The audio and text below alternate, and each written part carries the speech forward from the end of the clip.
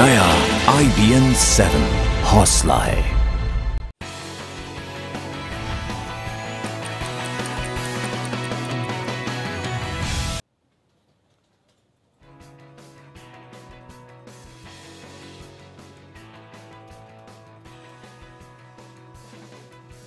और सीसीटीवी कैमरे में कैद ये तस्वीरें उसी बस की हैं जो 29 अप्रैल को हुए मोगा बस कांड की वजह से सुर्खियों में आई।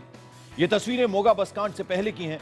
तस्वीरों में आप साफ देख सकते हैं कि तेज रफ्तार दौड़ रही ऑर्बिट बस सर्विस की ये बस किस तरह से कैसे खतरनाक तरीके से गलत लेन में घुस आती है। इसी दौरान सामने से आ रहे एक ट्रैक्टर और एक मारुति कार से टकराने से ये बस बाल बाल बचती है। आप तस्वीरों में देखिए, ये वाकया स्टेट हाईवे नंबर 16 पर सीसीटीवी कैमरे में कैद हो गया। 29 अप्रैल की ये तस्वीरें हैं। आप देख सकते हैं किस तरीके से ये बस जो है वो ओवरटेक करती है। और ये 29 अप्रैल की तस्वीरें हैं। मोगा बस कांड जिस वजह से सुर्खियों में आया वही ये ऑर्बिट बस है। और आप देख सकते हैं किस तरह से ये बस जो है बेलगाम दौड़ रही है। और बस में किस तरह से जो मुख्य आरोपी है अमर राम वो चढ़ता हुआ नजर आ रहा है। सीसीटीवी की तस्वीरें आप साफ देख सकते हैं।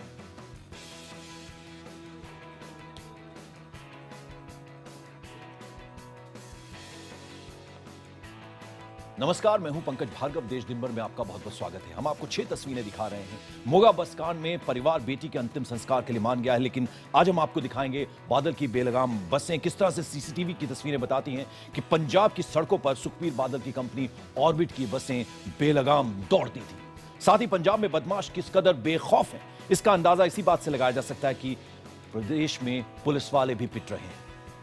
विस्थापित कश्मीरी पंडितों ने आज दिल्ली के जंतर मंतर पर प्रदर्शन किया। इनका कहना है कि फैसले में इनकी भी तो राय ले सकती है सरकार, इनकी भी राय ले सरकार। साथ ही सहारनपुर में एक बच्चे की मौत पर गुस्साए लोगों ने हंगामा किया, बस में तोड़फोड़ की। और शामली में तनाव के बाद अब किस तरह के हालात हैं ये भी हम आपको बताएंगे। साथ ही साथ गुजरात के आणंद की महिला की अमेरिका में हत्या हुई, किसने और क्यों मारी गोली, इस खबर को भी हम आपको विस्तार से बताएंगे। तो सबसे पहले हम बात करते हैं पंजाब की, जहां मोगा बस कांड के बाद बादल सरकार निशाने पर है। चौतरफा दबाव के बाद हालांकि जो बस के मालिक हैं, ऑर्बिट बस के मालिक और उप मुख्यमंत्री हैं सुखबीर सिंह बादल, उन्होंने बस को सड़क पे से हटा लिया बसों को, और साथ ही साथ ड्राइवर और कंडक्टर को ट्रेनिंग पर भी भेज दिया है। लेकिन मोगा बस कांड से पहले की तस्वीरें सीसीटीवी कैमरे में कैद हो गई, जिसमें आप देख सकते हैं किस तरह से बेलगाम सड़कों पर दौड़ती थी ऑर्बिट की बसें। मोगा के बस स्टॉप के सीसीटीवी में कैद ये तस्वीरें बहुत कुछ कह रही हैं। सीसीटीवी कैमरे में शख्स बेचैनी से बस का इंतजार करता नजर आ रहा है।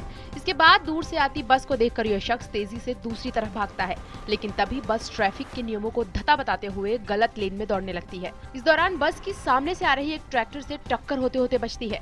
लेन बदलते ही वो शख्स दोबारा लौटकर आता है और जैसे ही बस की रफ्तार हल्की सी धीमी पड़ती है, ये शख्स लपक कर बस में सवार हो जाता है। कानून व्यवस्था को ताक पर रखकर चलने वाली ये बस है सूबे के मुख्यमंत्री प्रकाश सिंह बादल की कंपनी की। यही वो बस है जिसमें मां और भाई के साथ सफर कर रही एक लड़की के साथ कथित रूप से छेड़खानी की गई और बाद में उसे धक्का देकर मौत के मुंह में धकेल दिया गया। और यही वो शख्स अमर राम है जिस पर बस के दूसरे कर्मचारियों के साथ छेड़खानी करने और माँ और भाई बहन को धक्का देने का आरोप है। अमर राम बस का हेल्पर बताया जा रहा है। छेड़खानी का विरोध करने के बाद धक्का दिए जाने की वजह से ही पीड़ित लड़की की मौत हो गई, जबकि माँ और बेटे का अस्पताल में इलाज चल रहा है। आपको बता दें, इस बीच खबर आ रही कि पंजाब के मुख्यमंत्री प्रकाश सिंह बादल मोगा पहुंच गए हैं, यानी पीड़ित परिवार से वो मुलाकात करेंगे। और साथ ही साथ आपको बता दें कि अब आखिरकार जो पीड़ित लड़की का परिवार है वो अंतिम संस्कार के लिए राजी हो गया है। साथ ही साथ पंजाब सरकार ने मुआवजे के रूप में 24 लाख रुपए भी देने की बात कही है।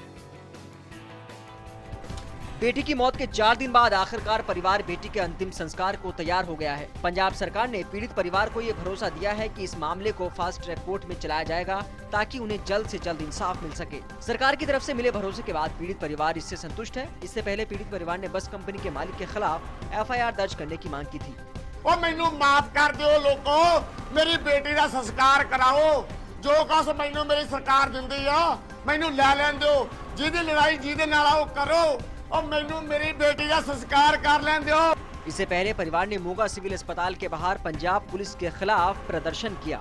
आज पुलिस पीड़ित लड़की के भाई को पहचान परेड के लिए ले गई थी। परिवार भले ही मान गया हो, लेकिन मोगा कांड के विरोध में दिल्ली से लेकर भटिंडा तक पार्टियां प्रदर्शन कर रही हैं। कि ऐसी सजा होनी चाहिए, बेकसूर मासूम की मौत का बदला मौत तक होना चाहिए। उसको बिल्कुल जैसे हम चाहते हैं चौराहे में खड़ा करके, ताकि और कोई किसी की बेटियों के साथ ऐसा सलूक ना करे, ऐसी उसके साथ बर्ताव होना चाहिए। मोगा बस कांड पर पंजाब हरियाणा हाईकोर्ट ने खुद संज्ञान लेते हुए सोमवार को सुनवाई करने का फैसला किया है। इसी बीच गृह राज्य मंत्री किरण रिजिजू ने कहा कि इस मामले में एक बार हमें रिपोर्ट मिल जाए, अगर उसमें कुछ कमी दिखेगी तो हम ध्यान देंगे। और मोगा बस कांड की आग अभी ठंडी भी नहीं पड़ी थी कि जालंधर में अपराधियों ने जमकर उत्पात मचाया। यहां मनचलों ने छेड़खानी से रोकने पर एक हेड कांस्टेबल की बुरी तरह से पिटाई कर दी। पंजाब में अपराधियों के हौसले बुलंद हैं और पुलिस वालों का भी खौफ अब उन्हें नहीं डरा रहा। जालंधर में जीआरपी के एक हेड कांस्टेबल गुरमीत सिंह गिल को गुंडों ने सरेआम पीट दिया। यही नहीं, गुंडों ने उनकी रिवॉल्वर भी छीन ली। इस हेड कांस्टेबल का कसूर ये था कि उसने अपनी बेटी के साथ छेड़छाड़ कर रहे इन गुंडों का विरोध किया था। मनचलों की पिटाई से हेड कांस्टेबल को गंभीर चोटें आई हैं। इस मामले में मौके पर पहुंची पुलिस पहले मूक दर्शक बनी रही। अब पुलिस ने इस मामले में कुछ लोगों को हिरासत में लिया है और जांच की बात कर रही है। लेकिन सवाल यही है कि अगर बादल के राज में पुलिस वाले भी महफूज नहीं तो आम आदमी किसके भरोसे रहेगा। और कश्मीरी पंडितों ने अलगाववादियों के खिलाफ जमकर प्रदर्शन किया जंतर मंतर पर दिल्ली के, और साथ ही साथ उनकी मांग है कि पुनर्वास पर लगाई जा रही जो अड़चनें हैं उनको दूर किया जाए। जंतर मंतर पर हुए इस प्रदर्शन में दिल्ली सहित कई राज्यों में रह रहे कश्मीरी पंडितों ने हिस्सा लिया। आपको बता दें कि घाटी में पंडितों के पुनर्वास को लेकर केंद्र सरकार के टाउनशिप बनाने के प्रस्ताव पर अलगाववादियों ने आपत्ति जताई थी। उसके बाद से कश्मीर से विस्थापित कश्मीरी पंडित अलगाववादियों से खफा हैं। उनकी मांग है कि केंद्र सरकार किसी भी फैसले के पहले उनकी बात सुने। उधर गृह राज्य मंत्री किरण रिजिजू ने कहा है कि इस मामले पर सभी पक्षों को सुना जाएगा।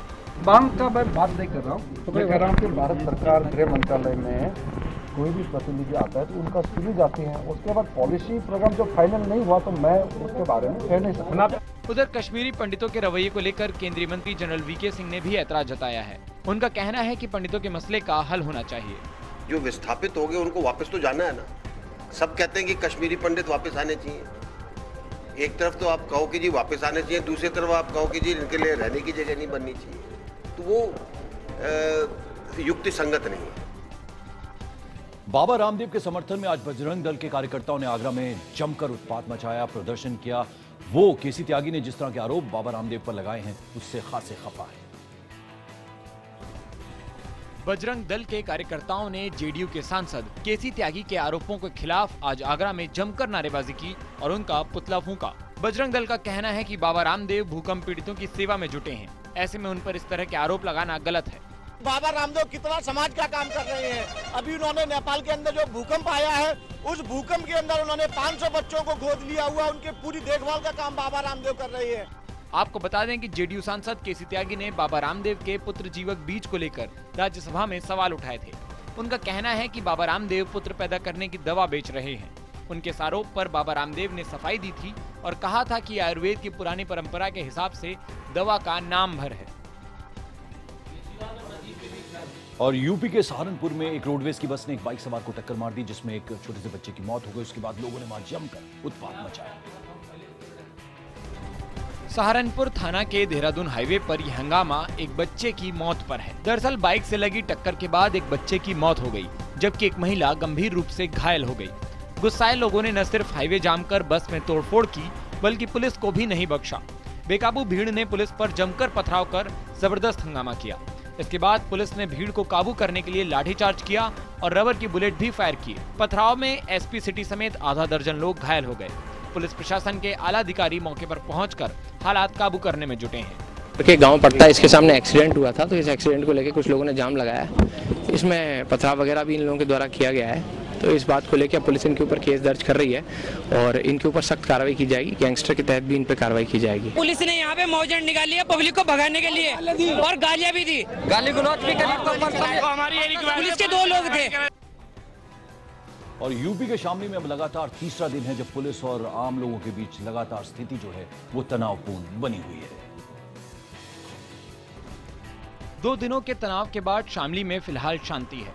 शामली के कांधला थाने में 2 गुटों के बीच झड़प हुई, जिसमें 3 लोग गंभीर रूप से घायल हो गए और दर्जनों लोगों को मामूली चोटें आईं।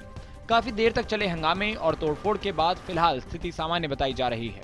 घटनास्थल पर भारी पुलिस बल और पीएसी तैनात की गई है। सहारनपुर कमिश्नर तनवीर जफर आलम और एडीजी रेलवे ने घटनास्थल पर जाकर हालात का जायजा लिया। एडीजी रेलवे से रिक्वेस्ट किया है कि ट्रेन्स में जो जीआरपी की फोर्स है वो बढ़ जाएगी।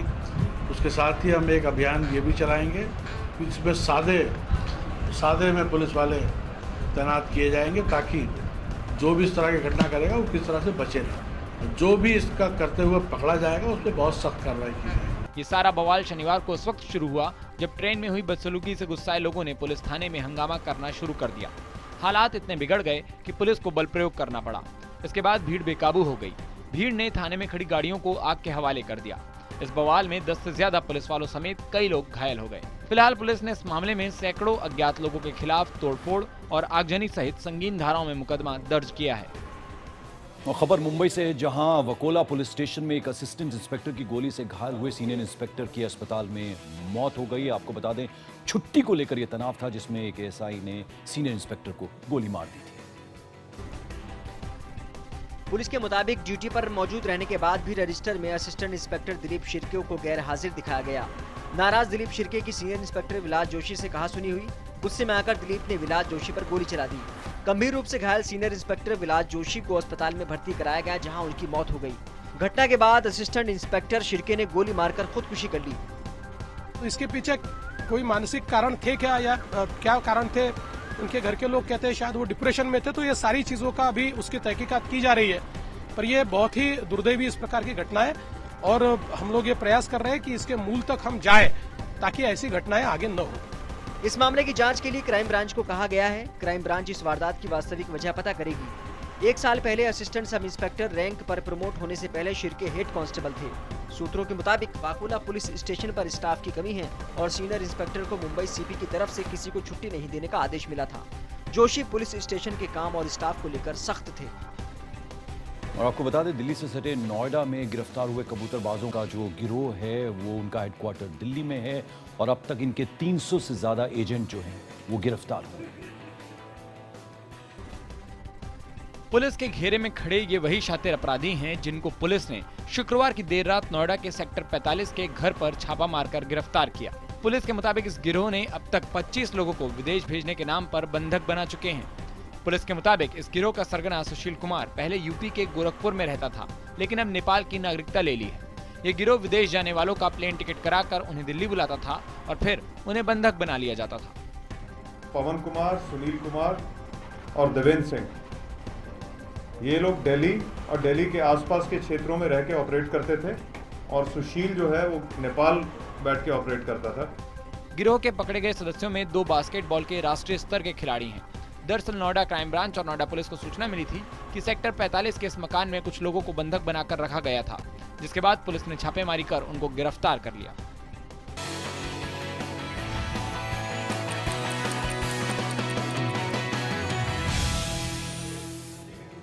ब्रेक के बाद आपका स्वागत है। आप देख रहे हैं देश दिन भर और इस वक्त एक और खबर आ रही है राजधानी दिल्ली से, जहां आम आदमी पार्टी के मुखिया अरविंद केजरीवाल और दिल्ली के उपराज्यपाल नजीब जंग के बीच तलवारें खिंच गई हैं। नजीब जंग ने अफसरों को खत लिखकर कहा है कि वो संविधान का पालन करें और सभी फाइलें उनके मार्फत ही आगे भेजें। गौरतलब है कि इसके पहले केजरीवाल ने अफसरों को निर्देश दिए थे कि वो सभी फाइलें एलजी नजीब जंग को नहीं भेजें। सीएम केजरीवाल ने कहा था कि जरूरी होने पर ही नजीब जंग को फाइलें भेजी जाएं। नजीब जंग ने अपने खत में अफसरों को संविधान का हवाला भी दिया है।